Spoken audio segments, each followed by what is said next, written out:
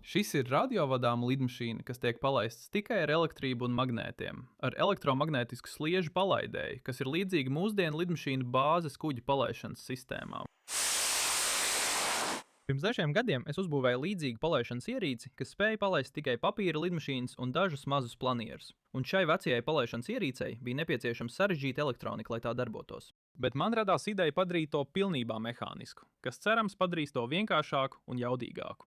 Šo video sponsorē Kiwico. Par viņiem pastāstīšu vēlāk. Labi, te ir pirmais prototips. Man šeit uz šīs sliedes ir piestiprināti 4 magnēti.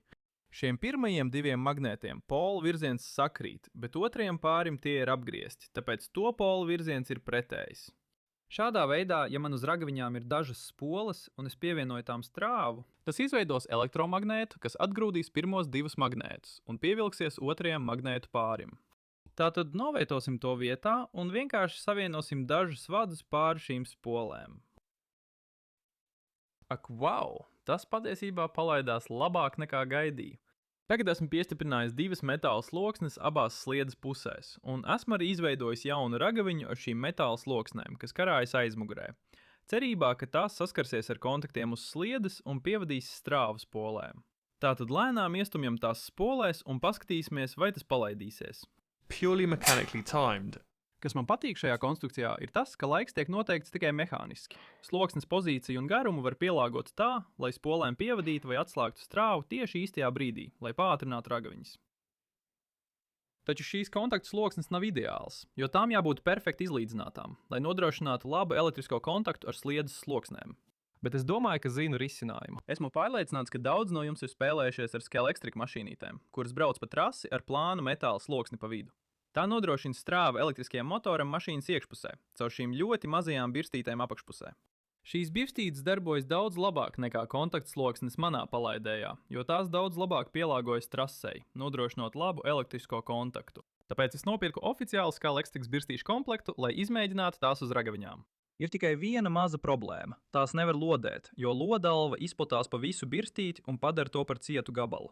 Vieglākais risinājums, ko atradu, bija izmantot metāla strēmeli, kas salocītu uz pusēm, lai izveidotu pielāgotu savilcēju, kuru pēc tam var pielodēt, nepieskaroties birstītei ar lodalvu. Un, kad birstītes ir piestiprinātas pie ragaviņām, tas darbojas diezgan labi. I've been doing some more designing and built this. It's essentially Esmu vēl nedaudz projektējis un uzbūvējis šo. Tas būtībā ir tas pats, kas pirmais prototips, bet tam ir 2 reizes vairāk magnētu un 4 reizes vairāk kontaktu. Iemesls, kāpēc tam ir daudz vairāk kontaktu, ir tas, ka tas ir savienots tā, lai mainītu spoļu polaritāti, ka tas šķērso katru magnētu pāri, radot maiņstrāvu, kas tam ļauj pievilkt un atgrūst katru magnētu pāri, radot 4 pātrinājumu punktus. Šajā īsajā posmā es arī esmu ievērojami vienkāršojis ragaviņas, atstājot tikai vienu spoli centrā, kas ļauj izmantot plānāku sliedi, lai magnēti varētu atrasties tuvāk viens otram un ragaviņas būtu nedaudz vieglākas. Turklāt, ņemot vērā, ka oficiālās Scalextric birstis maksā 3,50 mārciņas par šo 6 iepakojumu, kas ir tikai 18 cm birstu, es atklāju, ka var nopirkt šo atlodēšanas bizi, kas ir vienkārši pīts vara lentes gabals un maksā tikai 3 mārciņas 40 par pusotru metru, tātad aptuveni 8. daļa cenas par centimetru.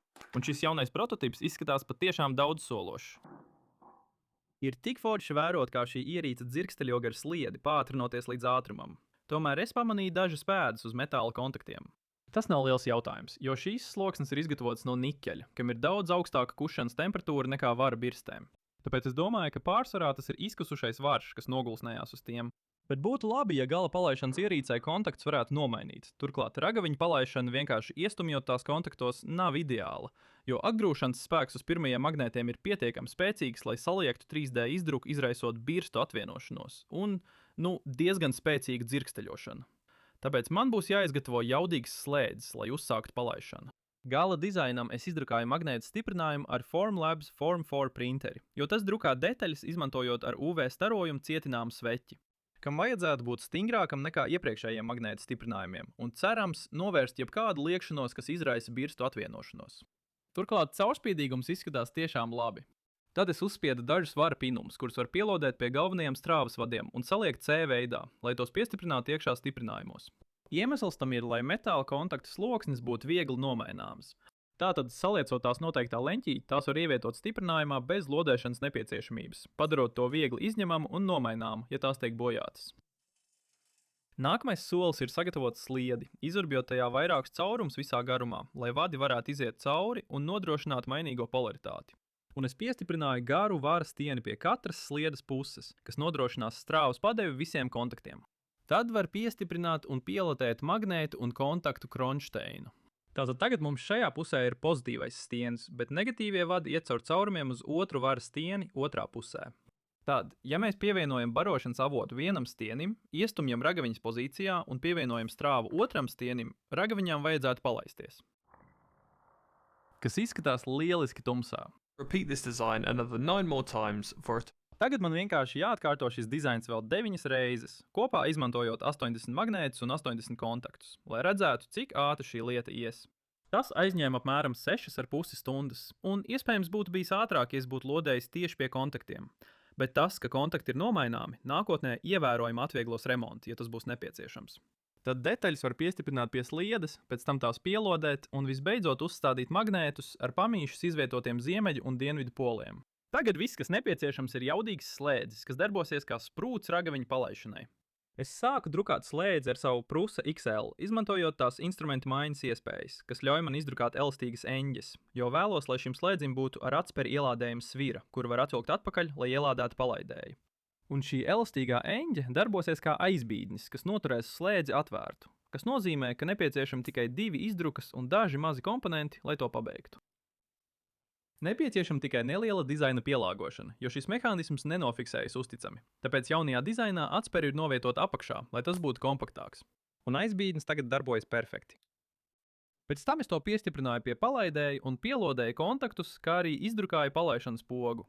Tātad ar ragaviņām uz sliedes tas ir gatavs šaušanai, bet ir problēma. Vērojot slēdzes palaininājumā, redzams, ka svirai triecoties pret kontaktpunktiem, rodas spēcīga kontaktu atlēkšana, kas ir saistīta ar sviras inerci, kas varētu nešķist nekas īpašs, jo cilvēka acī tas gandrīz nav pamanāms.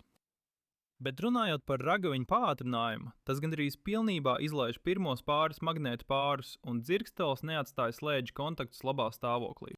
Nākamo dienu vai apmēram tik ilgi es pavadīju izmēģinot dažādas idejas, kā novērst šo atspērienu, bet nekas nešķīt strādājam. Līdz atcerējos slēdzi, ko izmantoju iepriekšējā projektā, ko sauc par Herkona slēdzi. Šis slēdzis būtībā ir 2 metāla kontakti, kas tiek pievilkti kopā, kad tūmā tiek novietots magnēts. Šis mazais rīda slēdzis ir paredzēts tikai pusamperam, kas nav pietiekams šim palaidējam. Bet varbūt es varu izveidot savu, kas spētu izturēt šo strāvu. Šim jaunajam slēdzim ir 2 metāla sloksnes, kuras atdala ļoti šaura sprauga ar nelielu magnētu virspusē, kā arī magnēts uz sviras. Tad, kad svira paceļās augšup, tā savelk abas sloksnes kopā, noslēdzot ķēdi, un palaininājumā ir skaidrs, ka tā atlec daudz mazāk nekā iepriekšējie dizaini. Tāpēc es tev nedaudz pārveidoju, lai novērstu zem sprieguma esošo metāla slokšņu atsekšanu, kā arī pārklāju varas tieņus, kas pievada strāvu kontaktiem. Un tagad palaidējs ir pabeigts. Bet pirms mēs palaidīsim dažus šāviņus, ļaujiet man pastāstīt jums par palaidēju, kur jūs varat uzbūvēt kopā ar šī video sponsoru. KiwiCo ir par to, lai mācīšanās būtu jautra, apgūstot zinātni un risinot problēmas. Kā ilgtermiņa KiwiCo fans, viņa komplekti man vienmēr pārsteidz. Ar viegli saprotamām instrukcijām un visām nepieciešamajām detaļām tas ir ideāls veids, kā sākt zinātnes projektu. Godīgi sakot, es tiešām vēlētos, lai man bērnībā būtu kāds no šiem KiwiCo komplektiem, jo tie ir lielisks apvienojums starp būvēšanu un mācīšanos. Komplektā iekļautie žurnāli skaidro zinātnes jēdzienus, piemēram, inerci, izmantojot komiksus un papildus eksperimentus, ko var veikt ar sadzīves priekšmetiem. Un viņiem ir milzīgs komplekta klāsts visām vecuma grupām, tāpēc jūs varat uzbūvēt jebko, sākot no ūdens pudeles raķetēm līdz trebušetiem. Tāpēc, ja vēl neesat izmēģinājuši KiwiCo komplektu, es ļoti iesaku jums tos apskatīt. Un tieši tagad jūs varat saņemt 50% atlaidi pirmajam abonēšanas mēnesim, izmantojot kodu Tom Stanton vai apmeklējot kiwico.com/Tom Stanton. Saite būs atrodama zemāk video aprakstā. Aizslēgts un gatavs darbam. Vai izskatās labi? Labi? 3, 2, 1. Wow, paskaties, kā dzirkstels lido visā garumā lejā. Izstāsta, ka tas spīd. Tam ir uzstādīti pēcdedzinātāji. Ak, tas ir tik forši. Tas pacēlās gaisā tieši īstajā brīdī. Es zinu, ka es to izdarīju. Tu noregulēji līdzsvaru tieši pareizi. 3, 2, 1. Šauji vīnogu. What do you call this? The bullet Ak, tas bija šļaksts. translate. Load it in. Ak, tas ir tik labs šļaksts. Lieliski! Tas absorbēja visu enerģiju no ragaviņām. Ak, ragaviņas atcitās pret sliedi. Ak, nē, tā ir margu? Jā, izskatās, ka viss ir kārtībā. Nu, es varētu tur ielikt 3 vīnogas. Ak! Vairākas vīnogas, draugs. 3, 2, 1, 3 vīnogas. Man viss ir apliec ar vīnogu sulu. Ak, viena nesaplīsa, viena ir augšā. The speed. Kā tā tur nonāca? Ak, pagaidi. Vai kāda tika sasista? Ir tikai viena. Ak, atlēciens. Nav viļņa. Duš. Neticu, ka es tiešām to sagriezu. Duš. Ko tu dari, Tomī? Šauju cīsiņus. 2, 1. And 48 volts. And aside from the sparks getting Ak, nē! it's clear the 200 Tas ir kā tārps. Pareizi, mums ir, kā tu to nosaukt? Ātrvilciena kamanas. Ātrvilciena kamanas. Ielādēji to. 2, 1. is far heavier than the 100 turn. Boš! Tas gan traucās.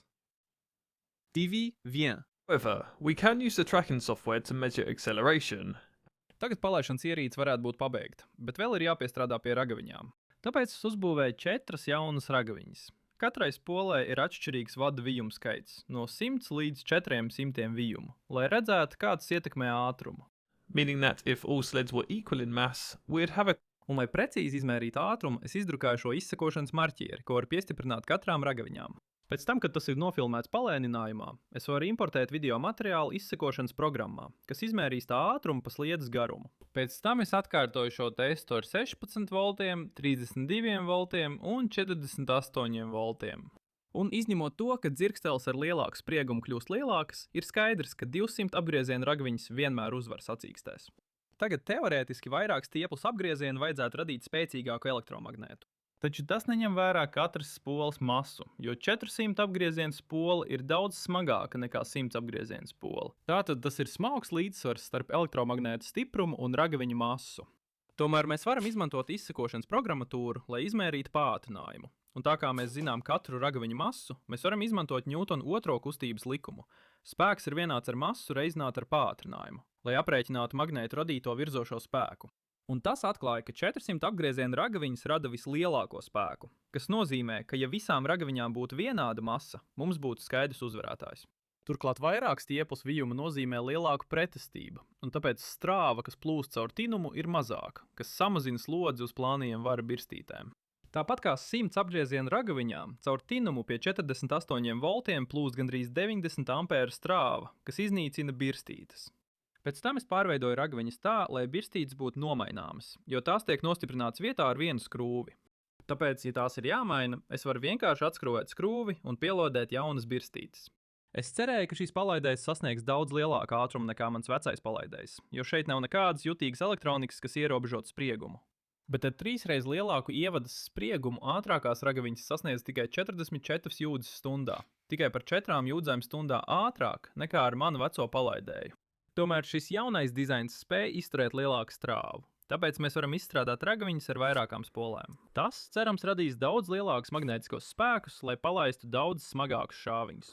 Tātad, tā vietā, lai palaistu papīra lidmašīnas un ļoti vieglas 3D drukātas lidmašīnas, mēģināsim palaist pilnībā radiovadām lidmašīnu. Šī lidmašīna ir viena no vieglākajām radiovadāmajām lidmašīnām, kas man pieder. Tā sver tikai 138 gramus, bet tā joprojām būs smagākā lieta, ko esmu palaidis ar magnētu palīdzību. Un ar 400 apgriezienu ragaviņām, kas rada 6,7 Ņūtona spēku uz priekšu, 2 spolēm teorētiski vajadzētu būt pietiekami, lai šī lidmašīna sasniegtu apmēram 9 metri sekundē, kas būtu pietiekams ātrums, lai tā paceltos gaisā. Tāpēc es izveidoju lidmašīnas fizilāžas 3D CAD modeli programmā Onshape, kas ir mākoņu datošanas CAD programma. Un tas man ļauj viegli izstrādāt stiprinājumu, kas to noturēs pie ragaviņām. Ja vēlaties izstrādāt līdzīgas projektus, es ļoti iesaku apskatīt Onshape.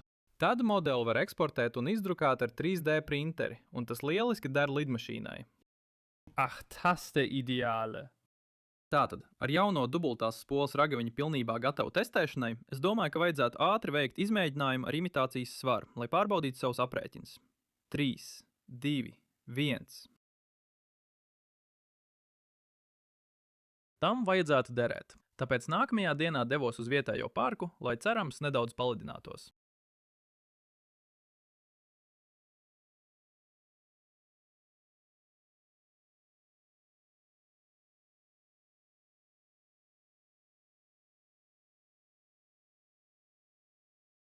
Kopējā lidmašīnas un ragaviņa masa ir 220 grami, un tā sasniedz ātrumu 10,2 metri sekundē, jeb 22,8 jūdzes stundā desmitdaļā sekundes, kas ir pārsteidzoši ātrāk nekā es biju aprēķinājis. Varbūt tas nav pats praktiskākais veids, kā palaist modeļu lidmašīnu, bet manuprāt, tas ir viens no stilīgākajiem. Paldies, ka skatījāties!